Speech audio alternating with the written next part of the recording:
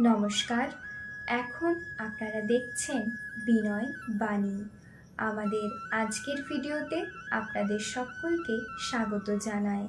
আজ আপনারা শুনবেন হরিওম তারাবিনয় গুরু মহারাজের একটি মূল্যবান কথা। হরিওম তারাবিনয় গুরু মহারাজ বলেন, কোনো কাছের মানুষ যতই কাছে থাকুক না কেন, তার আচরণ দেখে মনে হয় সে কাছের মানুষ নয়। আবার যারা কাছের মানুষ নয়, তাদের আচরণ দেখে তাদেরকে অনেক আপন ও অনেক কাছের মানুষ বলে মনে হয়। এই ভিডিওটি দেখার জন্য আপনাদেরকে অসংখ্য ধন্যবাদ।